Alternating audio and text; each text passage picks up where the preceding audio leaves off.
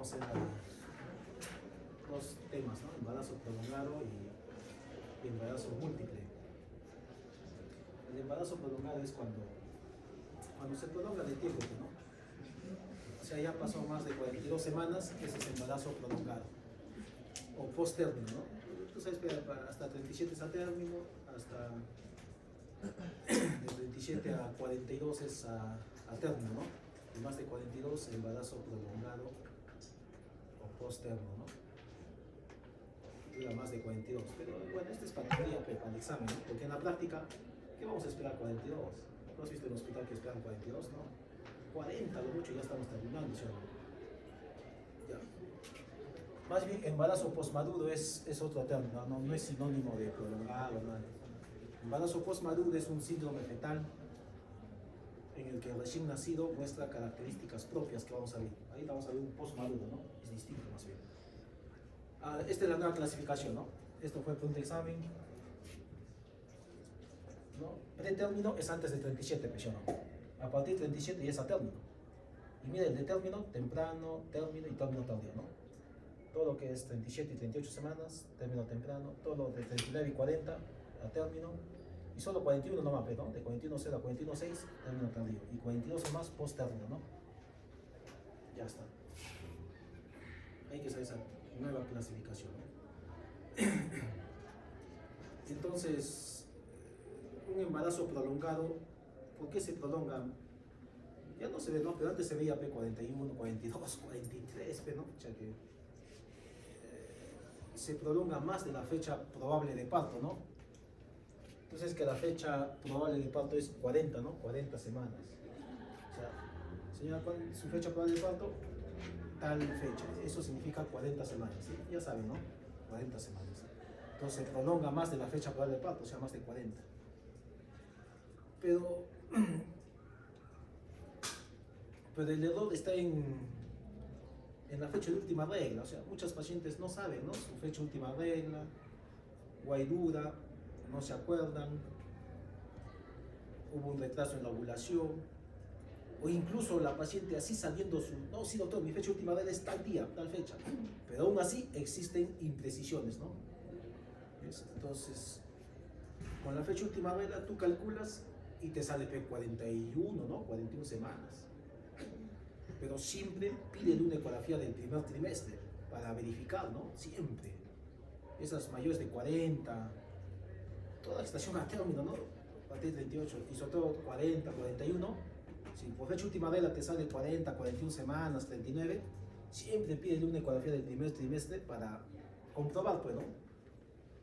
Entonces, la ecografía del primer trimestre, ¿hasta cuándo es primer trimestre? 14, ¿no? Sobre todo la ecografía de 11, 14 semanas, ¿no? Que es la genética, esa ecografía es la más valiosa. Pero cualquier ecografía del primer trimestre, ¿no? Donde ya hay embrión con latidos, es válido, ¿no? Entonces, la ecografía del primer trimestre es el método más preciso para confirmar la edad gestacional, ¿no? Si hay duda con la fecha última regla, pide una ecografía y con eso extrapolas y calculas la verdadera edad gestacional. Muchas veces nos ha pasado eso, ¿eh? Con fecha última regla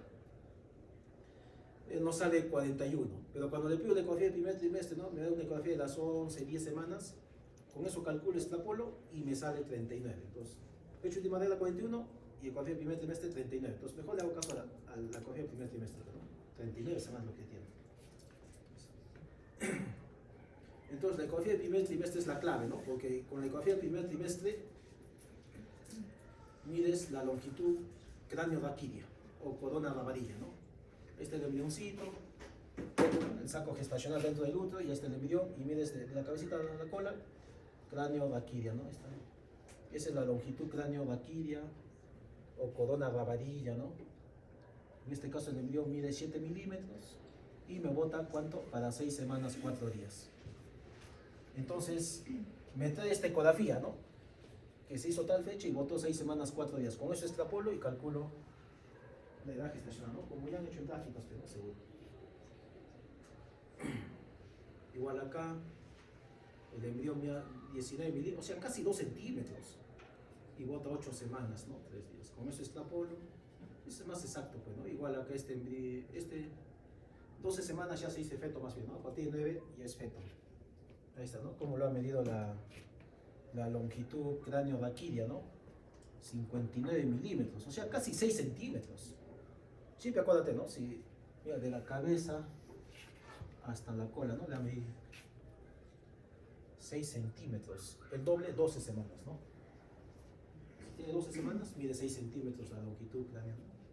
Entonces, con esa ecografía me sirve, pues, ¿no? Para calcular. Igual acá, lo mismo, ¿no? Entonces, siempre pide una ecografía del primer trimestre y con eso calculas la edad gestacional y corroboras, pues, ¿no? Entonces, ¿cómo calculo bien una gestante, no? A término, le pregunto su fecha última regla, ¿no? Siempre y cuando sea confiable, ya, pues con eso calculo, ¿no? Pero si es que la fecha última regla no es confiable, hay duda, las adolescentes gestantes mucho dudan, no saben su regla, ¿no? Entonces, ¿a qué recurro? Ya dijimos, ¿no? A una ecografía del primer trimestre.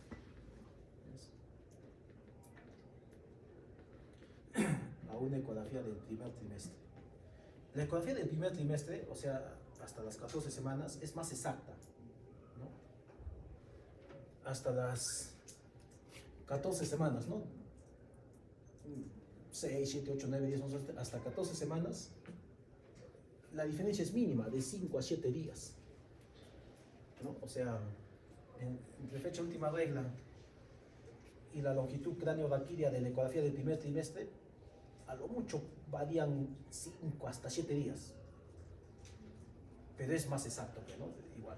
En cambio, una ecografía ya del segundo trimestre, una ecografía de las 14, 16, 22 semanas, ya la diferencia es mucho mayor, ¿no? Hasta 10 días. Ecografía del primer trimestre, pero no sirve, ¿no? Ya no nos sirve para calcular la edad gestacional, hay mucha diferencia. Entonces, hasta antes de las 14 semanas, la ecografía del primer trimestre, ¿no? Donde me calcula CRL, tiene una exactitud de 5 a 7 días, pregúntense. La del segundo trimestre, 14 a 20 días. Pero a veces hay pacientes gestantes que nunca se han hecho ecografía, ¿no? Y vienen ya a término, ¿no? Y reciente de una ecografía de las 25 semanas que se hizo primera vez, ¿no? Con esa ecografía de las 25 semanas, extrapolar y calcular la edad gestacional ya no sirve mucho, ¿no? Mucho va a variar, ¿no? Mira, 14, 21 días. 10% de incidencia a los embarazos prolongados. Actualmente ya no se ve mucho prolongado, ¿no? Máximo 40, ya 40 semanas ya lo hospitalizas y terminas el embarazo, ¿no? ¿Qué vamos a esperar 41, 42? Porque aumenta pues la mortalidad. La etiología desconocida, no se sabe. Pero claro, el error está, la causa más común es un error en determinar el tiempo real de gestación, ¿no? La verdadera edad gestacional. Hay factores hormonales, mecánicos, fetales que han sido relacionados con su origen, ¿no? ¿Qué factores predisponen a que los embarazos se prolonguen? ¿No? El índice de masa corporal, obesas, nulíparas, edad materna avanzada. Si la madre tuvo embarazo prolongado, la hija también va a tener embarazo prolongado, ¿no? Como que hay ciertos genes, ¿no? Maternos que influyen. Bajo nivel socioeconómico, la insuficiencia adrenocortical fetal. Eso fue por un examen, ¿no? La insuficiencia adrenocortical del feto. O sea, estos de acá, ¿no? Anencefalia, hipoplasia suprarrenal, ¿no? Anencefalia, córtico. O sea, el fetito, ¿por qué se prolonga el embarazo? Eso realmente sabe, ¿no?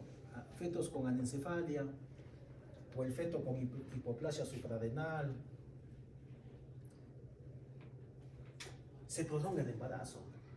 Tú has visto fetos con anencefalia, no tienen masa encefálica, ¿no? No tiene cráneo, ¿no? Entonces, y no desencadena trabajo de parto. Nada, ¿no? Ya tiene 38, 39, 40, 41 y nada, no desencadena trabajo de parto. Tú sabes, así como sabes el ciclo menstrual, el eje hipotálamo, hipófisis, ovárico, también hay el eje hipotálamo, hipófisis, suprarrenal, ¿sí o no? Esa es la clave para desencadenar el parto. Cuando ya la gestante llega a 37, 38 semanas, se activa el eje hipotálamo, hipófisis, suprarrenal. O sea, libera la ACTH, ¿no? Y esa ACTH libera, pues, estimula la glándula suprarrenal a que libere full cortisol. Y el cortisol indirectamente empieza, ¿no? a liberar full estrógenos. Y eso, progestágenos y prostaglandinas, y desencadena, pues, las contracciones. Pero ¿qué pasa acá con este feto con anencefalia? No tiene cerebro, no tiene hipotálamo, entonces no produce ACTH, no se activa pues el eje hipotálamo, ¿no? No produce, ¿no?, cortisol, nada. Por lo tanto, los estrógenos están bajos, nunca desencadena el trabajo de parto y se prolonga y se prolonga. Algo así, ¿se entiendes? Bueno. La tasa de muerte fetal, muerte neonatal y morbilidad infantil aumentan pues si el producto nace después de la fecha probable de parto, o sea, después de las 40 semanas, ¿no? Bueno, actualmente ya no hay mucho embarazo prolongado, porque actualmente 40 semanas se hospitaliza y de la mayoría hay que inducir el parto, se acabó. Si tiene condiciones para parto vaginal, empiezas a inducir el parto, ¿no? Causas de morbilidad, ¿no? Los embarazos prolongados, ¿qué causan? En la madre, preeclampsia, cesáreas, más tasas de cesáreas, distocias, ¿no? Porque se prolonga el embarazo y el feto sigue creciendo. Feto macrosómico, distocias, pues, ¿no? No sale, se desgarra, cesáreas, distocia de hombros. ¿No?, causas perinatales, muerte fetal, síndrome de posmadurez, síndrome de aspiración meconial, convulsiones, encefalopatía hipóxico-isquémica. O sea, cuanto más se prolonga el embarazo, todos esos riesgos hay, ¿no? Tanto para la madre como para el feto. La fisiopatología del embarazo prolongado es sobre todo estos tres primeros, ¿no? Bueno, no sé para qué lo he puesto, pero bueno, estos tres: síndrome de postmadurez, disfunción placentaria y el oligoamnios, que me va a llevar a sufrimiento fetal, ¿no? El primero es, antiguamente PCV, ahora ya no se ve que no. Recién nacidos de 42, 43 semanas, mira, ¿no?, cómo nacía. No era un recién nacido cabello abundante, piel arrugada, descamada, falta de lanugo, vermis caseoso disminuido, cuerpo largo y delgado que sugiere emaciación, madurez avanzada, los ojos abiertos, parece avejentado y preocupado, palmas y plantas de los pies con arrugas prominentes, uñas largas, líquido amniótico escaso, teñido de meconio. O sea, escaso líquido, ¿no? Recuerda que el líquido amniótico a partir de las 38 empieza a disminuir, ¿no? Y mira, 42, 43 ya llega escaso líquido, pero oligoamnios. Ya no se ve actualmente eso, ¿no? Dicen que los embarazos prolongados, ¿por qué se prolonga el embarazo? Porque hay un envejecimiento de la placenta, ¿no? O sea, hay una insuficiencia placentaria. Aunque histológicamente, analizando la placenta, no se encontró degeneración placentaria, pero dicen que no, que se prolonga porque la placenta como que ya aporta menos, ¿no?, nutrientes, menos riego sanguíneo al feto. Pero a pesar de eso, se ha visto que el feto posmaduro sigue aumentando su peso, sigue creciendo. Por eso hay macrosómico en los embarazos prolongados, ¿no? Es grande el feto, ¿no? Como que sigue creciendo, entonces pues, la placenta le sigue dando nutrientes, ¿no? Bueno, pero así es la teoría, ¿no? Estos fetos posmaduros prolongados disminuye el líquido escaso, oligoamnios, y ese líquido escaso comprime el cordón umbilical, ¿no? Y a partir de las 38, ya te dije, disminuye el líquido amniótico normal, por lo tanto va de 39, 40, 41, peor escaso líquido, oligoamnios, y la menos de 5, ¿no? Y como hay escaso líquido, el feto está apretado entre las paredes, el cordón umbilical también se comprime, y esa comprensión u oclusión del cordón umbilical se traduce en estas anomalías, ¿no?, en los trazados, en los monitoreos, ¿no?, desaceleraciones prolongadas, desaceleraciones variables, ¿no?,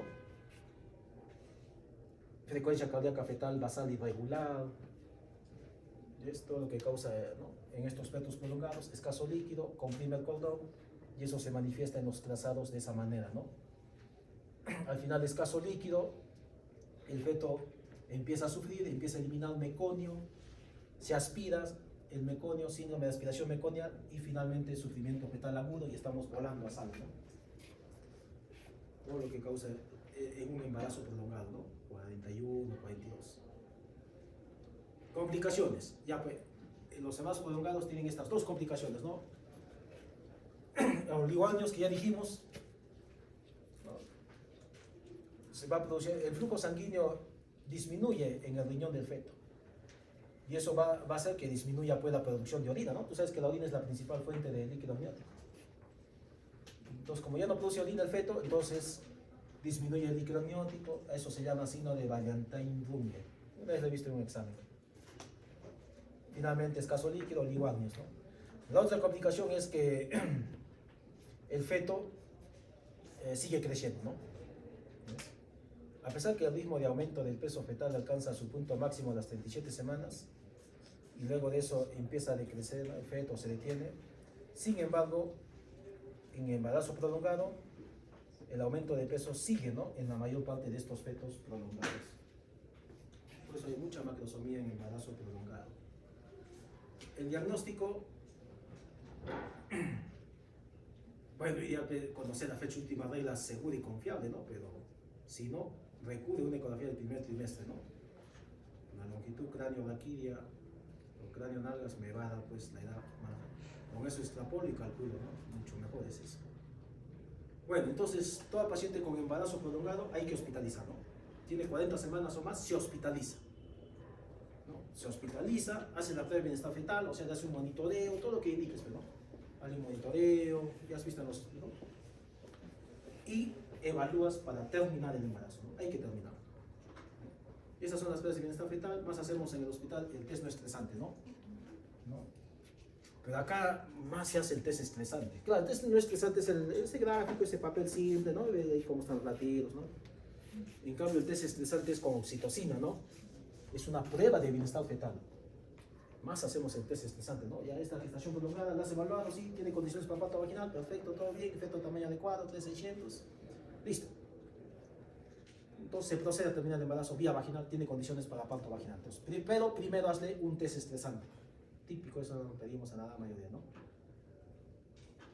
Si el test estresante sale normal, perfecto, continúa con inducción del parto, ¿no? Induces parto, empieza a dilatar el cuello, contracciones, feliz, nace el bebé, ¿no?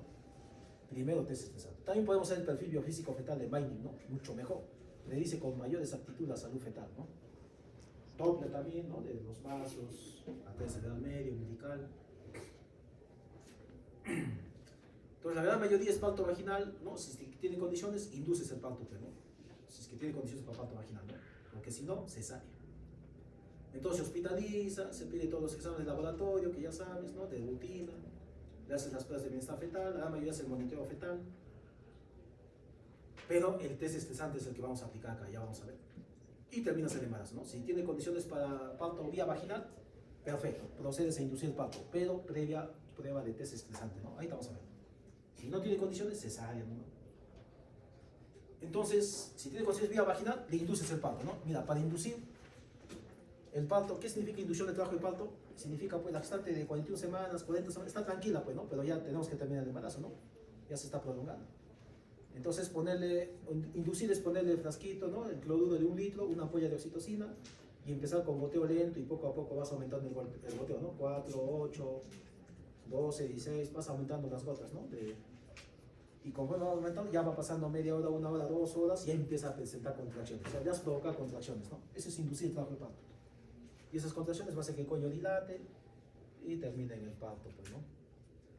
Pero para que la inducción de trabajo de parto con oxitocina sea exitosa y termine en parto espontáneo vaginal, primero tienes que evaluar y ver cómo está el cuello uterino, si es un cuello uterino favorable o desfavorable, o sea, maduro o inmaduro. Entonces, hago un tacto vaginal, ¿no? Estás evaluando a la paciente, le hago un tacto vaginal y en el tacto nomás palpo el cuello uterino y veo cómo está el cuello, ¿no? Y voy a ver la dilatación, el bordamiento, la altura de presentación o estación, la consistencia del cuello, si es un cuello firme, intermedio, o es ya un cuello blandito. Firme es un cuello duro, grueso, o ya es blandito, ¿no? El cuello reblandecido. Y la posición del cuello, ¿no? Es un cuello posterior hacia atrás, o ya está centralizando, ¿no? Posición media, o ya es un cuello anterior, ¿no?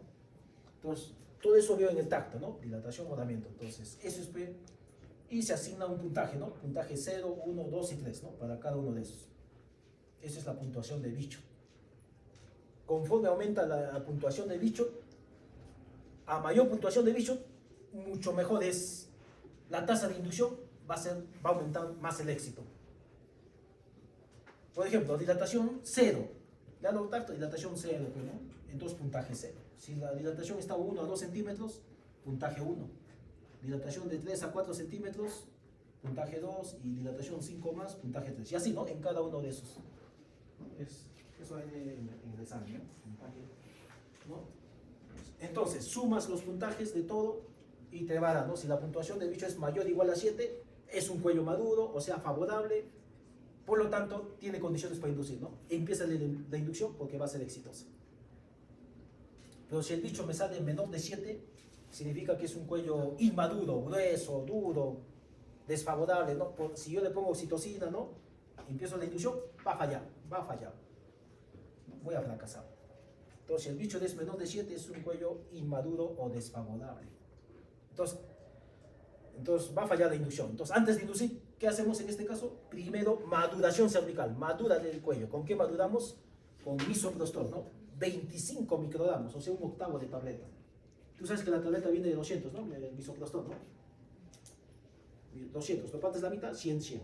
Uno de 100 lo partes la mitad, 50, 50. Ese 50 listo, lo partes la mitad, 25, 25.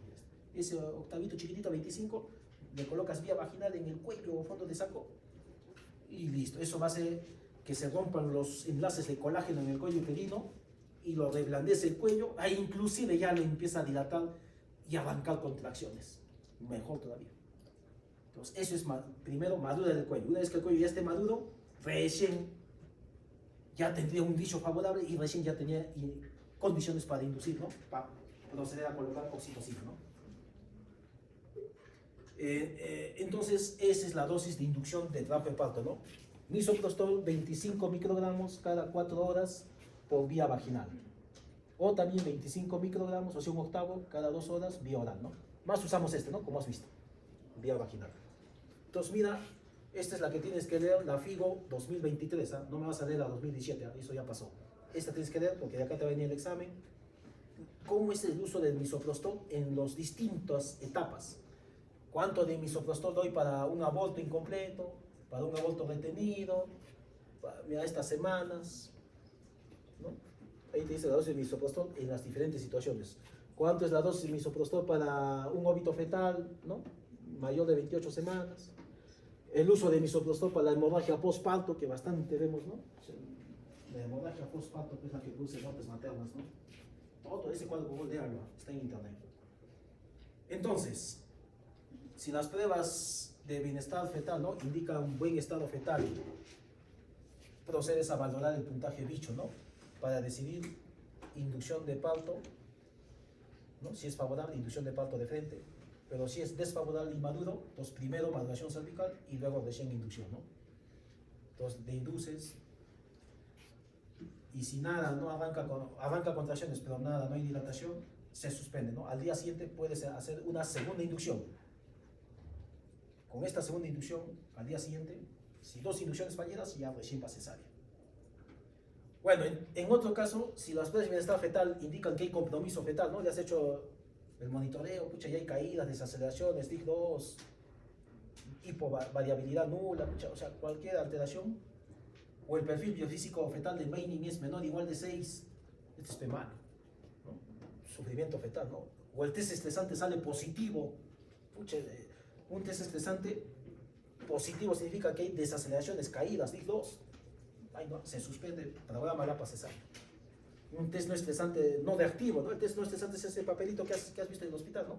Y ves que está no reactivo, o sea, no hay aceleraciones, todo está casi plano. Ya, pues, no va a soportar la inducción con oxitocina, programa la no va cesárea. O le has hecho ecografía doble de la arteria cerebral media, de la arteria umbilical, y están alterados, o hay 2 inducciones fallidas, todos esos cesárea, pues, ¿no? Así sería. Bueno, yo te dije, entonces evalúas y hay que terminar el embarazo, ¿no? Si tiene condiciones para inducir el parto, se procede a inducir el parto. Si no, primero misoprostol madurar, ¿no? Ya está. Pero antes de inducir, otros, ¿qué hacemos? Hazle un test estresante, o sea, una prueba de bienestar fetal, ¿no? Quiero ver si ese feto, ¿no? De este embarazo prolongado me va a soportar el estrés de las contracciones o no. Entonces yo al hacer el test estresante, ¿qué es test estresante? ¿Has visto? Es igualito, el cloruro de 1 litro, le pones un pollo de oxitocina y empieza el goteo poco a poco, ¿no? Hasta que logre contracciones dinámica regular, ¿no? 3 en 10. ¿No? Pasa 1, 2, 3 horas y empieza dinámica regular. Ya tiene buenas contracciones ya. Cada 3 meses, ya, gráficale el monitoreo, dice la OTT, ¿no? Y le hace el trazado, el gráfico, y lees ese papel. Y ahí vas a calificar, ¿no? Ese es el test estresante. Entonces voy a ver si ese feto me va a soportar el estrés de las contracciones uterinas, ¿no? Para eso hacemos el test estresante. Es una prueba de evaluación del bienestar fetal. O sea, indirectamente me estoy midiendo la unidad feto-placentaria, ¿no? La oxigenación durante las contracciones uterinas. El objetivo es valorar la reserva placentaria y detectar hipoxia y prevenir de esa manera la asfixia neonatal, ¿no? Entonces, si el test estresante, ¿no?, que le ha graficado, claro, hay contracciones, 3 en 10, y los latidos están normales, buena variabilidad, no hay desaceleraciones, no hay dígitos, no hay nada, entonces es un test estresante negativo o normal. Por lo tanto, continuar con inducción de trabajo de parto. Pero si yo veo que hay desaceleraciones DIG2, después de la contracción hay esas caídas, no, ese es un test estresante positivo. Suspende la oxitocina, programa la paz cesárea. Ese bebé, por gusto, no va a soportar el trabajo de parto más adelante, ¿no? Hay otros hablan de prevención del demás, ¿no? Veo que ya tiene 40 semanas, ¿sabes? Ya te va a dar chance unos días más. Entonces hay un tacto y despégale las membranas, ¿no? Despégale las membranas, Hamilton, ¿no? Para tratar de estimular las contracciones, ¿no? Ese despegamiento va a liberar prostaglandinas y estimular las contracciones para que le venga el parto, ¿no? Bueno, en algunos casos podemos hacer eso. Bueno, conclusión entonces, toda gestación mayor de 40 semanas, refiérela, nada más. Tanto para eso. Refiérela, se acabó. ¿A qué te haces palas? Últimamente mucha muerte materna, bueno, ya no hay nada, pero refiérela. Mayor de 40 semanas, refiérela. Donde estés ahí en el CEDUNS, en la posta, refiérela al hospital, se acabó. Porque tienes que tener condiciones. Tú dices ya a las 40 semanas le voy a poner oxitocina, pero si en el transcurso empiezan desaceleraciones, pasa algo, empiezan a caer los latidos, y en tu posta, ¿dónde vas a volar? ¿Acaso tienes sala? No tienes sala. En cambio, en el hospital, ¿no? Claro, podemos inducir todo bien chévere, como te he explicado, pero algo puede pasarte, ¿no? Entonces ahí en el hospital al toque volamos a sala, pues, ¿no? Por eso defiéndela, ¿no? 40 semanas, ¿no? Por todo eso que dice, ¿no? En el hospital todo podemos hacer inducción, ¿no? En la posta puedes hacer también inducción, pero está bien seguro, bien evaluada, bien seguro, ¿no? Porque si durante la inducción caen los latidos o empieza a hacer hiperdinamia, muchas distocias pueden ocurrir, ¿no? Todo lo que estás estudiando en obstetricia. Por eso mejor refiere, se acabó. Pregunta número 1. Señale lo incorrecto con respecto al embarazo prolongado. ¿Ya? ¿Cuál es falso? Apúrate, pe. Esa hora ya. Ese es falso, porque no es sinónimo de posmadurez. No, dijimos que no. Pero todos los demás son verdaderos, ¿no? Está asociado con la encefalia, sí, no es un factor de riesgo. Embarazo, sí, población mundial, todo eso, no, ya está. ¿Cuál de las siguientes alternativas nos permite diagnosticar embarazo prolongado con mayor exactitud? La ecografía, ¿no? El primer trimestre, sobre todo la de 11 y 14 semanas, ¿no? Que es donde se hace la genética y ahí la CRL es más exacta, ¿no? En el embarazo prolongado es necesario valorar el bienestar fetal para establecer su manejo, ¿no? Siempre una prueba de bienestar fetal. ¿Cuál es la conducta a seguir? Primero un test estresante. Muchos han marcado que es no estresante, ¿no? Muchos han marcado esto, ¿no? No sé por qué, no sé qué les pasa. Ya discuten ahí. Dice, no, ya viene un embarazo prolongado, 40, 41 semanas, ya lo hospitalicimos, ya es una prueba de bienestar fetal.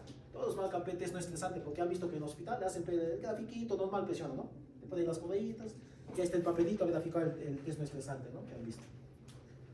Sí, también es una prueba de bienestar fetal, ¿no? Pero claro, puede estar normal, pero en sí, mucho mejor es el test estresante, porque yo voy a ponerle cloruro y cuando logre contracciones regulares, ahí voy a graficar el papel y voy a ver pues si ese feto va a soportar el estrés de las contracciones o no. O sea, va a ver si la unidad, si hay insuficiencia placentaria. Primigesta 39 años, 41 semanas de edad gestacional por ecografía del primer trimestre, ya estamos seguros entonces. Acude a la emergencia por su edad gestacional, ¿no? 41, ¿Qué pasa, doctor? Ya tengo 41, y me han dicho que hasta las 40, ya pasó una semana y nada, no me viene el parto. ¿Qué pasa, doctor? Pero así, ¿no? Acude a emergencia, pues niega dolor, mira, no hay contracciones, no hay nada. Movimientos fetales presentes. Le has hecho un test no estresante, ¿no? El normal que hacen todo el mundo en el hospital, ¿no? Que ni siquiera sabes calificar, pero bueno. Un test no estresante, el que se muestra reactivo, ¿no? ¿Cuándo un test no estresante es reactivo, ¿saben? Algunos les he hecho, pero bueno, ya, está en el Williams. Ya, el que muestra reactivo, o sea, está normal, ¿no? Reactivo es en un trazado de ese papel que ven, ¿no? En un trazado de 20 minutos debe haber por lo menos 2 o más aceleraciones. Por lo tanto, es un test no estresante reactivo. Con un trazo de 20 minutos hay 2 o más aceleraciones. Pero si hay una sola aceleración o no hay nada, cero, es un test no estresante no reactivo, ¿no? Bueno, acá está bien, está normal, el test está normal, monitoreo, la ecografía, el ILA también está normal, el ILA, ¿no? Está normal el ILA, mira, pensaba que hemos dicho 41 disminuye, ¿no? Bueno, tú decides iniciar maduración cervical, perfecto, ¿no? Ya lo has hecho dicho, ya, maduración con misoprostol. ¿Cuál es la dosis de misoprostol? Ya dijimos, ¿no? Esta pregunta más pichanga. Esa no va a usar, esa ya, bótalo. Esta es la que usa, 23. Esta pregunta vino en el año 2017, cuando todavía estaba vigente 2017. Esta pregunta fue mira, por eso dice recintado médico 2017. Entonces todavía estaba vigente la de FIGO 2017 del uso de recomendación del misoprostol. Entonces, en ese entonces era cada 6 horas, pero ahora ya cambió, ahora es cada 4 horas, ¿sí o no?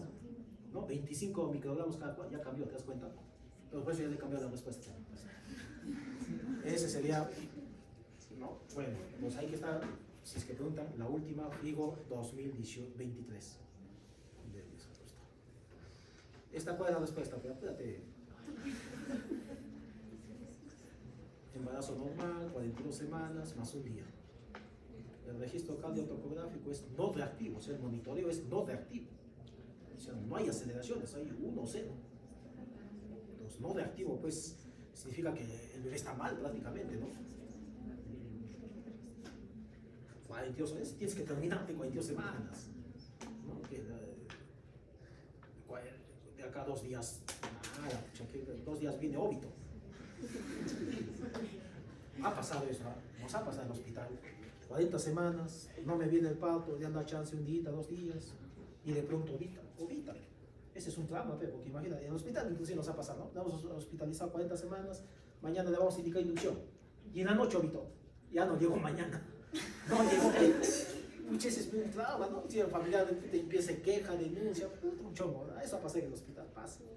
Por eso, en vasos prolongados, 40 semanas, mándala, o seas Hamilton, ves si tiene condiciones, si no, defiende, ¿no? Tiene que ahorita, entonces. Bueno, pucha, acá, ya me pasé. 41 semanas, le haces un tacto vaginal, el cervix es blando, anterior, dilatación 0, bonamiento 50, ¿cuál es el bicho? Ya, pues mira, cervix blando, ¿dónde está cervix blando? Acá está, ¿no? Consistencia blanda, le haces un tacto, consistencia blanda esta ocasión, ¿no? Cervix blando, o sea, puntaje 2, ¿sí o no? Ya. Luego dice cervix blando, cervix anterior, hasta acá. Entonces, cervix anterior, puntaje también 2, ¿sí o no? Ya está. Dilatación 0. Acá está, dilatación 0, está cerrado, ¿no? 0. Entonces, puntaje 0, ¿no? Ya está. Ya, vais sumando los puntajes, ¿ah? Bordamiento 50%, ya está, bordamiento de 40-50% es puntaje 1, ya. Y por último, altura 0, o sea, la altura de presentación o estación 0. Entonces ahí, ¿qué puntaje corresponde? Puntaje 2. Ya, a ver, suma todos los puntajes, te va a salir 7, ¿sí o no? Sale 7, ¿no sabes sumar? No sabes. Es bravo la gente. Igual, ¿cuál es el bicho acá? Rápido, pe. Bien, el año pasado venía una pregunta de bicho en el examen de ENAM, ¿no? O sea, es amigo de la receta, esta mosca, pe. O sea, tú ya tienes que creerte que eres médico, pe. No se parece que todavía sigues bebito, no sé qué pasa. Sexto año, ya decía, un chucha ya quédate médico. Ya. Entonces ahí está la tableta, todo eso que dice, ¿no? ¿Estamos o no? Sí, ¿no? Y changuita, ¿ves? Las estaciones de, mira, acá dice altura de presentación fuera de la pelvis. La altura de presentación es la estación, ¿sí o no? Doctor, acá no hay, ¿dónde dice fuera de la pelvis? No hay, doctor, me he engañado.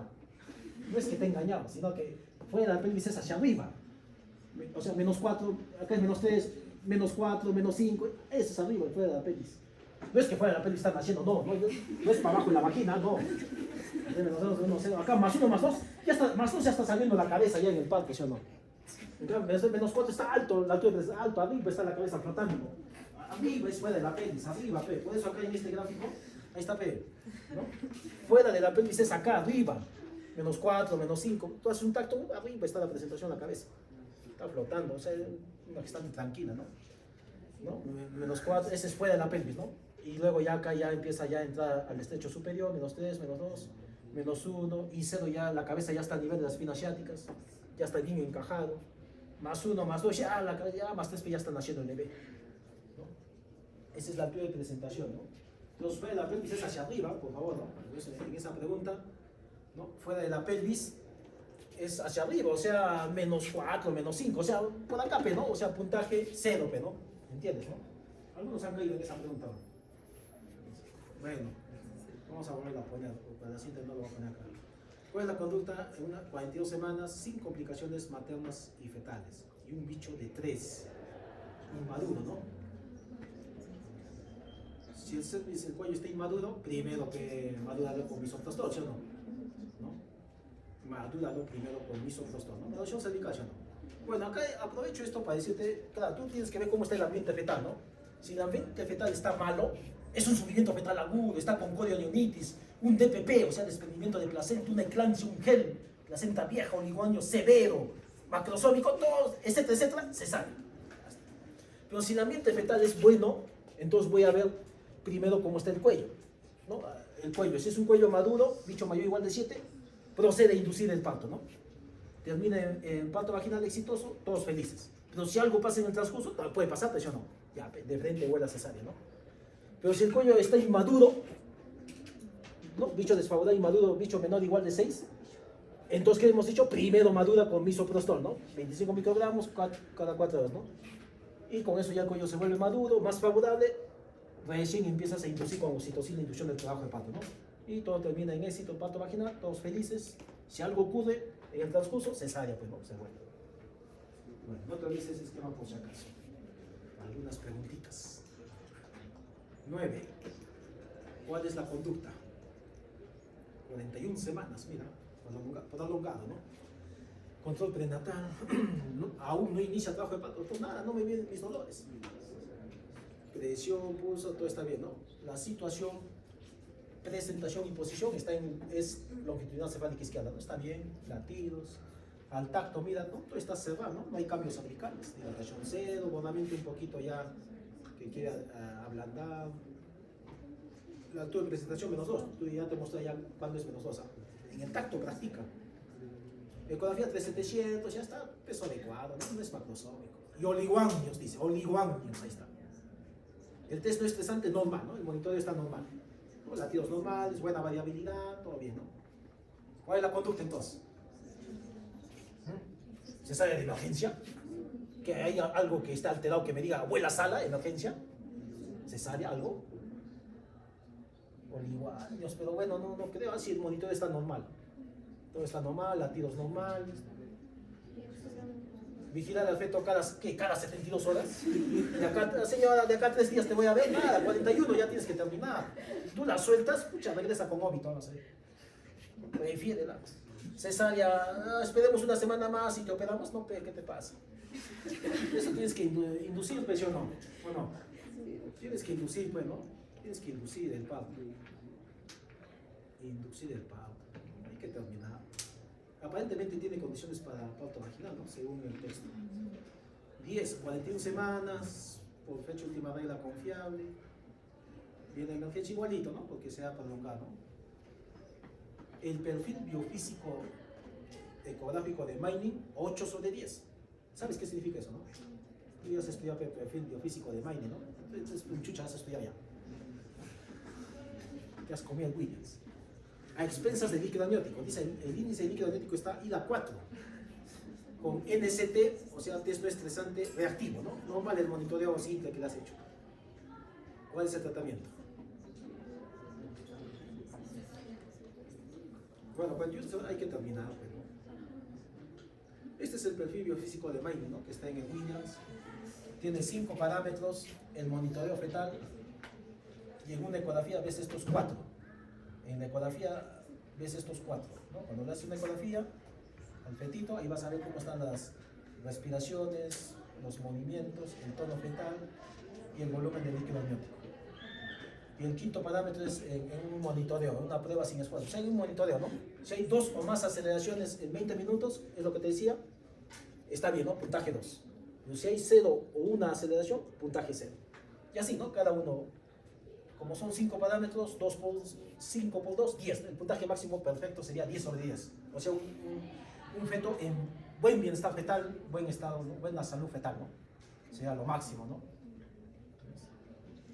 10 sobre 10, ¿no? Sería lo perfecto, ¿no? Está bien el bienestar fetal.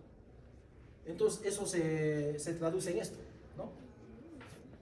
10 sobre 10 es un feto normal, no hay asfixia, no hay nada, normal, que siga su control, su trabajo de parto, ¿no?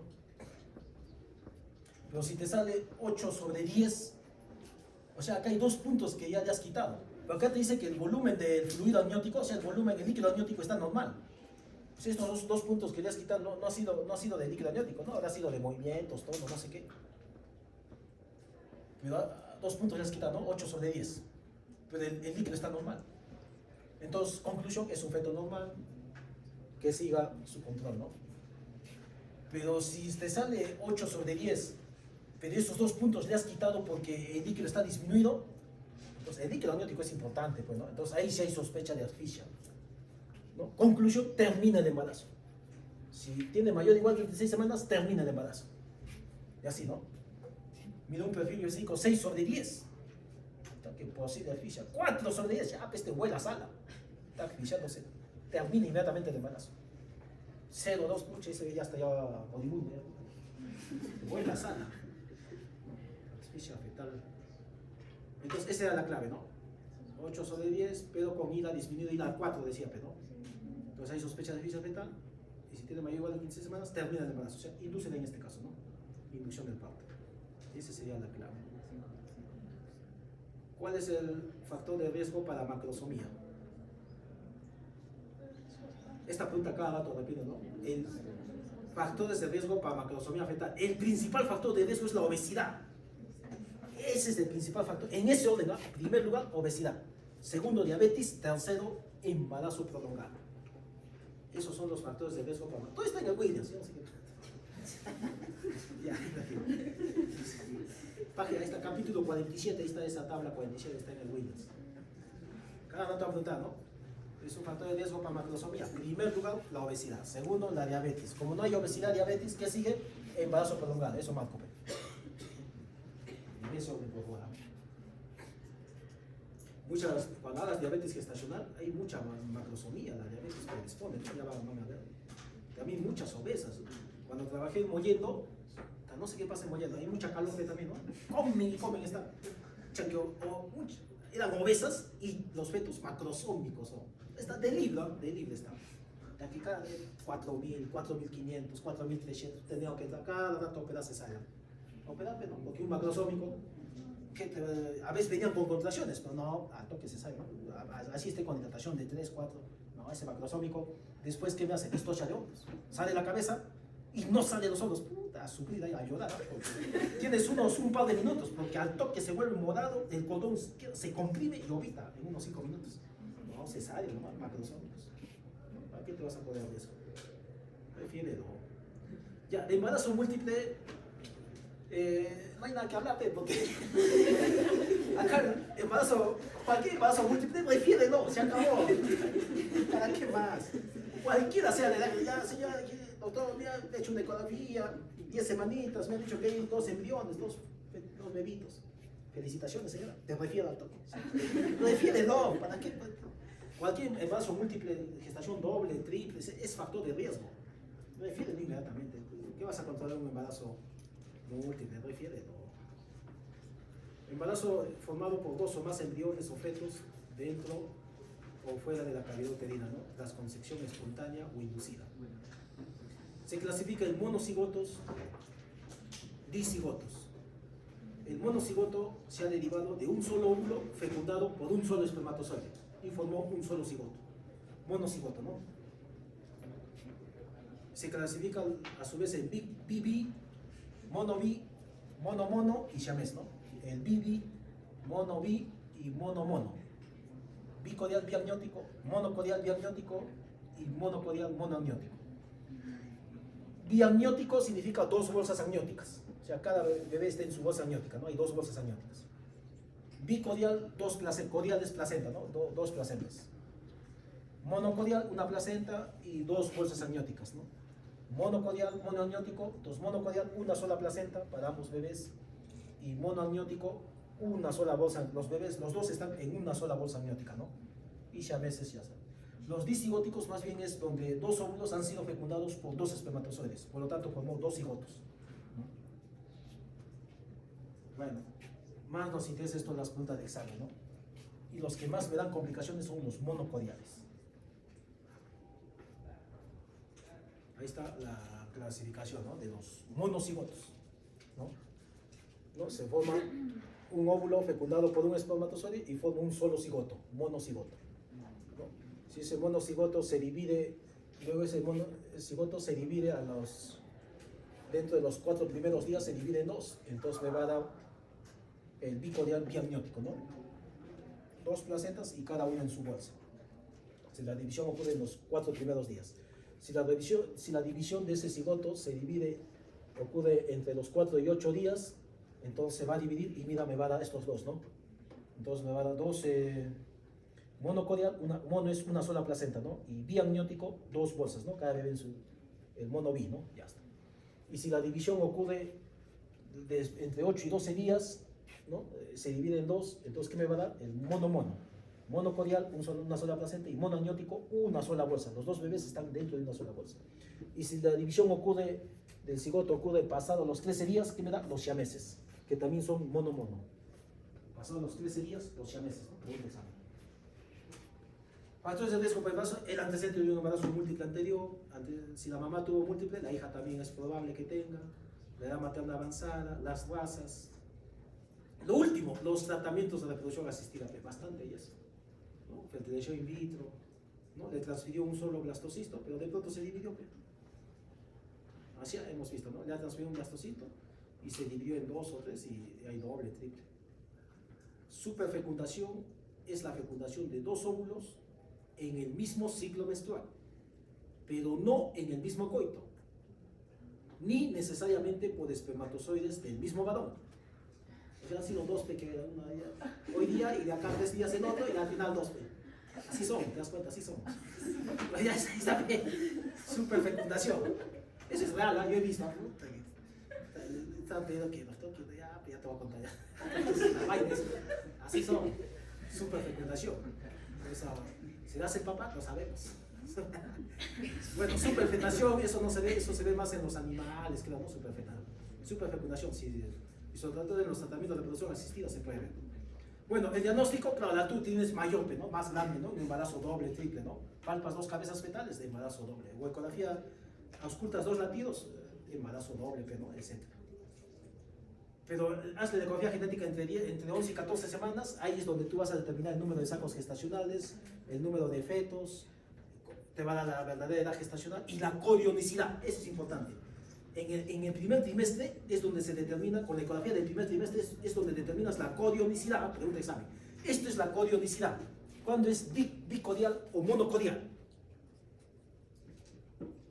Esto es bicodial, como una Y, signo de lambda o delta, ¿no? Como una Y. Ahí está, acá, ¿no? Mira, ¿no? Acá, y se abre, delgadito es y acá a la placenta como una Y, ¿no? Acá. Signo lambda o delta. Entonces, bicodial, o sea, 2 placentas. Pero si ves el signo de la T, mira, es acá mira como T, ¿no? ¿No? ¿Te das cuenta? Es una membranita delgadita, ¿no? Ahí está, y acá como una T, ¿no? Acá y la T. Es esto y arriba la T. Ahí está. Esto y delgadito la T. En cambio, que es como una Y, ¿no? Como un delta, se abre. Y no hace la membrana delgadita, ¿no? Entonces, signo del lambda o delta y allá signo de la T. Si es signo de la T, es monocodial, una sola placenta, signo de lambda, delta o del pico general, es bicodial, dos placentas. Eso se ve en la ecografía del primer trimestre, ¿no? Entonces, hay dos placentas y también hay dos bolsas, ¿no? Cada bebé en su bolsa amniótica, ¿no? O sea, sería pues un bicodial biamniótico. Igualito acá, ¿no? Esta membrana lo está dividiendo en dos bolsas amnióticas, ¿no? Acá está una bolsa y la otra bolsa. Entonces sería un monocodial biamniótico, ¿sí o no? Bueno, afecta en su bolsa amniótica. Ahí está, ¿no? ¿Ves? Bicodial biamniótico. Bicodial, signo de delta, ¿no? De lambda, ¿no? ¿Ves? En cambio acá, una membranita signo de la T, ¿no? ¿Te das cuenta? Entonces, signo lambda es bicodial, signo de la T monocodial. Pero hay dos bolsas, igual también hay dos bolsas, ¿no? Este está en su bolsa y este también está en su bolsa, ¿no? Entonces, monocodial biamniótico, ¿no? Y este bicodial biamniótico. Esto nos tienes que saber, ¿no? Este sería bicodial biamniótico, ¿no? Dos placentas bicodial y biamniótico porque hay dos bolsas amnióticas de cada feto, ¿no? Algo así. El embarazo múltiple trae complicaciones, abortos espontáneos, feto evanescente. Pregunta de examen, ¿qué es un feto evanescente? En algunos casos, un feto se pierde de manera espontánea. Uno de los dos fetos se pierde de manera espontánea. La ecografía del primer trimestre demuestra que un gemelo muere y desaparece antes del segundo trimestre. Entonces, uno de ellos muere y desaparece evanescente.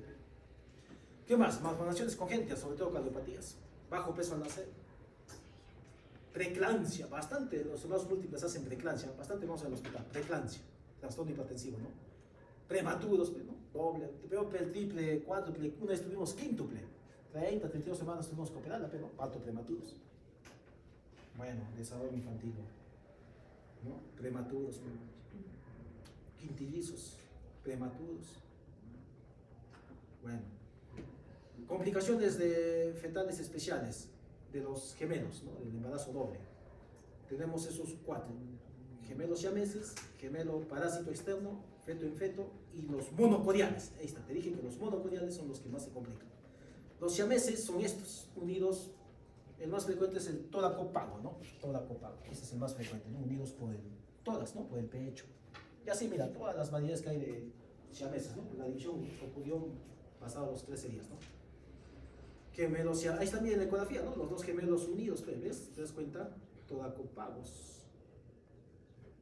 Ahí está, ¿no? Unidos en la ecografía, no sé si te das cuenta. Le han hecho una resonancia, unidos por el tórax, ahí está, ¿no? En la resonancia.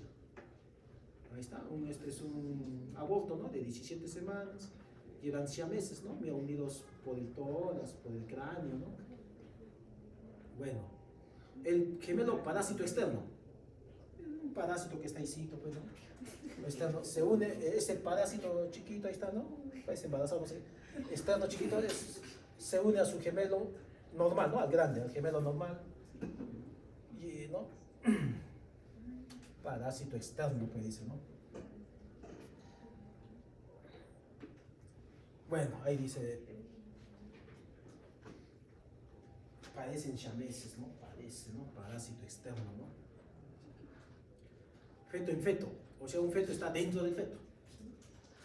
Un embrión se envuelve desde el principio dentro de su cogemelo y casi siempre dentro de la región intraabdominal, ¿no?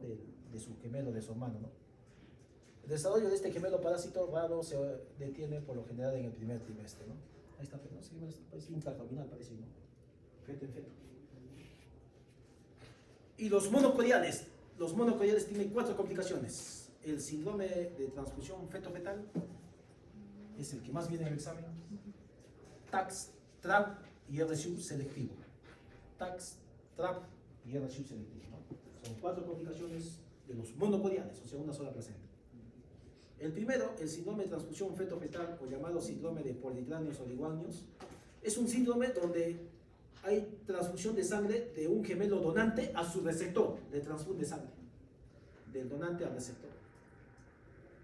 Ahí está, el donante, ¿no? A través de las conexiones vasculares placentarias le está transfundiendo sangre al receptor. El donante toda su sangre le transfiere y al final se queda chiquito, ¿no? Se queda anémico, pequeño, pálido,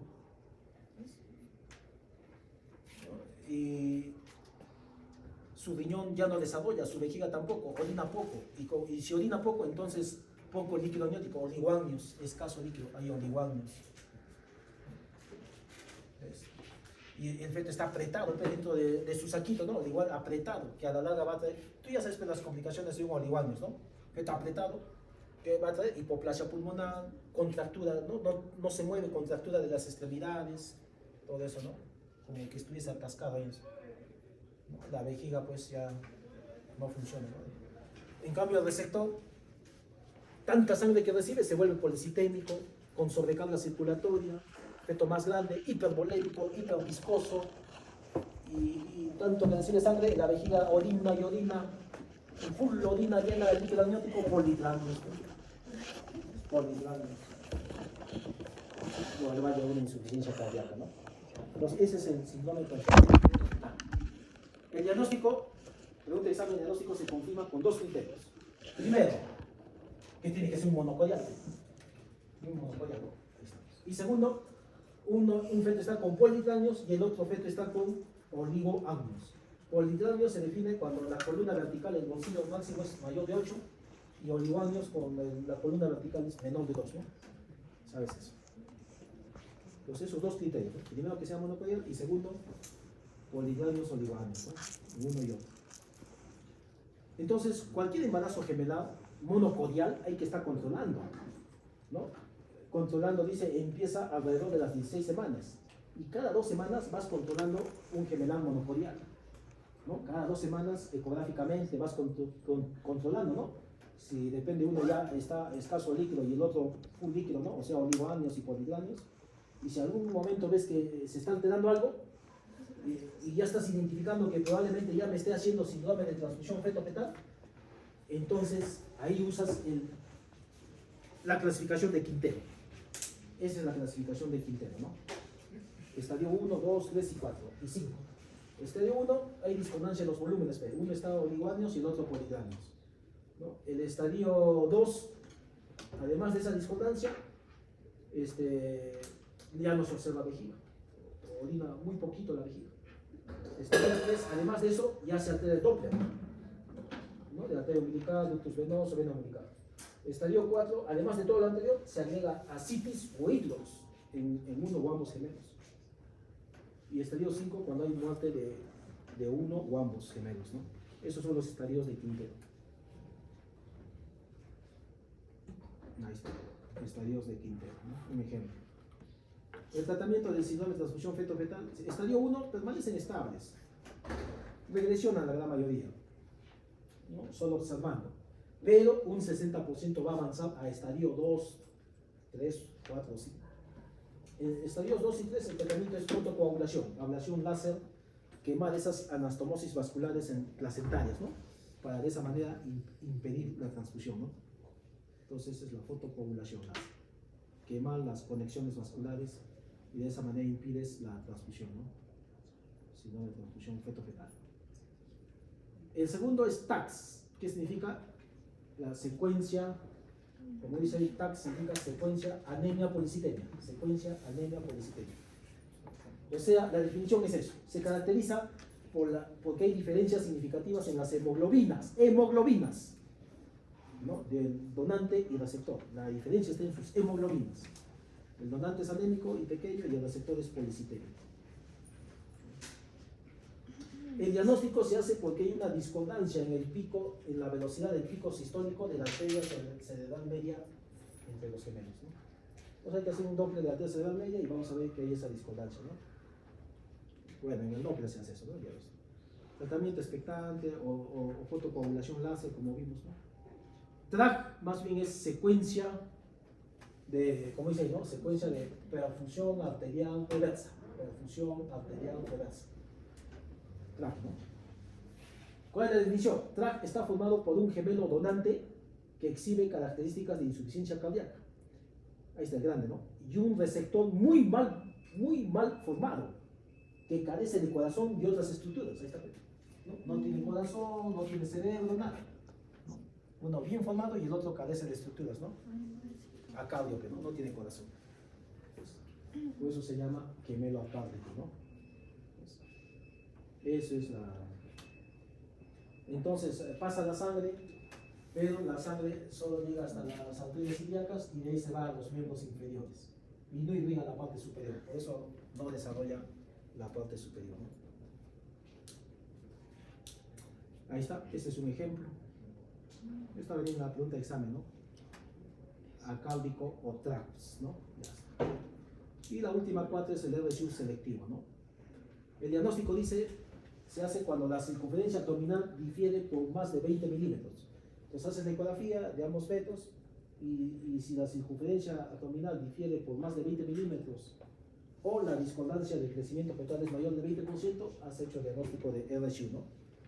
Selectivo. Uno está normal y el otro se ha quedado pequeño, ¿no? Restringido en su crecimiento. Gratacos, haciendo doble del arterio umbilical, clasificó en 3 tipos, ¿no? El RSU selectivo, ¿no? En los gemelos. Es muy parecido al RSU que estás estudiando. Bueno. Muerte fetal. Cuando la muerte ocurre en estadios tempranos, primer trimestre, en ocasiones desaparece el gemelo, ¿no? Pero uno de los gemelos que muere, ¿no? El superviviente, el riesgo de muerte después del primer trimestre no aumentó. ¿Qué pasa si tiene en el primer trimestre 10, 12 semanas y uno de los gemelos muere? No pasa nada, el otro sigue normal su desarrollo, ¿no? Como dice ahí, ¿no? El superviviente, el riesgo de muerte después del primer no aumentó. Y no es necesario vigilar el embarazo en forma estrecha. Esto fue el examen, ¿no? El otro normal sigue viviendo. Un control habitual como cualquier otro embarazo.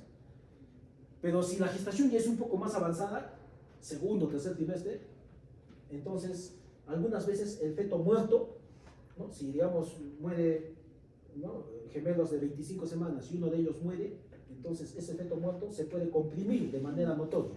Eso se llama feto comprimido. O si no, se aplana mucho más hasta que se deseca. Eso se llama feto papidacio. Pregunta examen. Feto papidacio. Papidacio. Ese es un feto papidacio. ¿No? Bueno, casi no sé. ¿No? Como toda una masa papidácea, ¿no? Desecada, comprimida contra las membranas podioamnióticas. Bueno. Conclusión entonces, la vía del parto de un gemelo, solo para teoría, ¿no? Porque en la práctica, bueno, es nueva vaina. Pero solo hay que ver, ¿no? Si los gemelos tienen si los dos gemelos están dentro de una sola bolsa amniótica, ¿no? Los dos gemelos, una sola bolsa, cesárea. A las 32, 33 semanas hay que cesárea, se acabó, se programa. Ahora, pero si cada feto tiene su bolsa, o sea, biamniótico, ¿no? Uno está en su bolsa y el otro está en su otra bolsa, hay 2 bolsas amnióticas, biamnióticos, entonces puede ser parto vaginal, pero dependiendo, ¿no? Si ambos están en cefálica, parto vaginal. Si uno nomás está en cefálica y el otro está en podálico, transverso, no sé, pero la cosa es que el primero, el que más se presenta, está en cefálico, y el segundo puede ser cualquier otra presentación, ¿no? Podálico, transverso, hay que ver, ¿no? Si es mayor o igual de 32 semanas, o sea, mayor o igual de 1500 gramos, parto vaginal, pero si no, cesárea. ¿No? Menos de 32 semanas se sale aquí. Aunque si el primero está en cefálica, ya, puede ser parto vaginal, ¿no? La cosa es que uno está en cefálica. Pero si el segundo está en transversa, no se me acaba de verde. Si el primero está en cefálica, bueno, nace el cefálico, ya está. Ahora, el segundo estaba en transverso, ¿no? Cruzadito, como dicen. Entonces hay que esperar que espontáneamente solito rote, ¿no? Y se ponga en cefálico, o en podálico, no sé. Pero si no se produce esa rotación, hay que hacer una versión interna y gran extracción del segundo gemelo, ¿no? En una transversa. Si ese transverso no rota ¿no? Entonces metes la mano dentro del útero y haces pues mismo con la mano, lo volteas, generalmente los pies se agarran y se saca de los pies. Nunca sacas el transverso, hay un axioma que dice, no, nunca se saca el cefálico, sácalo en podálico, o sea, mete la mano y agarro los pies y lo saco en podálico. Una versión interna y gran extracción del segundo gemelo, ¿no? Como está en este dibujito que hace, ¿no? Algo así. Los de los pies y los sacas, ¿no? Versión interna. Eso es versión interna. A diferencia de la versión externa, eso es lo que hacían antiguamente las parteras, ¿no? Vas a estar tu seduz lejos, y una vez vi, ¿no? La gestante ya tenía 38 semanas y el feto estaba en transverso. Estás en tu seduz lejos, no sé, yo te refiero, porque el transverso es cesárea, sí o sí. ¿Acaso quiso la paciente? No quiso.